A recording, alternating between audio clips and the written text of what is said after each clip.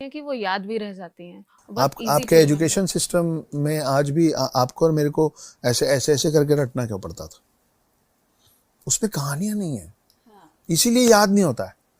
और हजारों साल पुरानी रामायण और महाभारत की कहानी और इतने सारे किरदार और उन लोगों का इंटरपर्सनल रिलेशनशिप और इतने सारे जो कॉम्प्लिकेशंस हैं इन सब के रिश्तों में, वो सब आपको क्यों याद है? आपको हीरो छोड़िए, आपको राक्षस और उसकी बहन और उसकी पत्नी के नाम याद है, क्यों?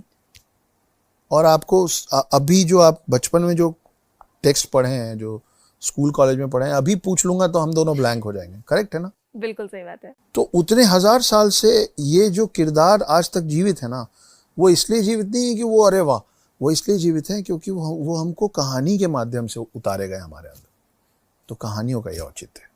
जैसे आपने बताया कि नालंदा यूनिवर्सिटी अगर नहीं जलाई गई होती तो हमारे पास बहुत ऐसे रेफरेंसेस और बहुत ऐसा ज्ञान होता जो जिससे आज हम वंचित हो गए हैं। तो आपके हिसाब से सनातन और साइंस में क्या ओवरलैपिंग है जो कि हमसे कहीं ना कहीं या तो उसमें जल गई है, जो हम आज फिगर आउट नहीं कर पा रहे हैं, या कुछ हद तक हमने अज्यूम करके फिगर आउट कर लिया है। जैसे कि अब मैं स्पेसिफिकली बात करूंगी, आपने पुष्पक विमान की बात करी, तो ऐसे विमान क्या रियलिस्टिकली होते थे, और इनके पीछे की साइंस क्या थी? और इसके अलावा एक और प्रश्न रहेगा, इसका सब पार्ट, सॉरी मैं बहुत लंबा प्रश्न पूछ रही हूँ, नहीं नहीं, बिल्कुल। कि अस्त्र जो होते हैं तो वो भी क्या न्यूक्लियर वेपन जैसे थे? कुछ ब्रह्मास्त्र को हम न्यूक्लियर वेपन कह सकते हैं?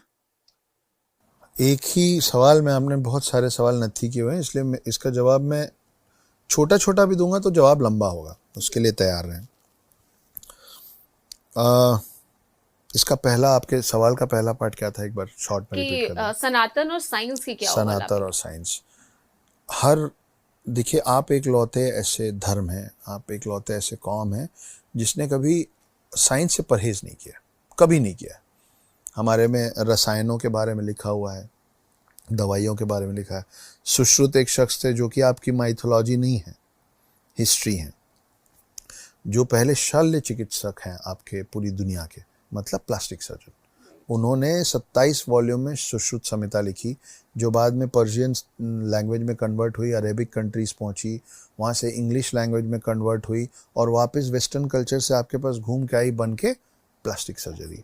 हम लोग अब इतने गरीब हो गए हैं कि हम लोगों को प्लास्टिक सर्जरी को हिंदी में शल्य चिकित्सा कहते हैं वो भी नहीं पता। लेकिन उसका जो डिस्कवरर या उसका जो इन्वेंटर था वो आपके मेरे बीच का इंसान था, देवभूमि भारत में पैदा हुआ था। ठीक है,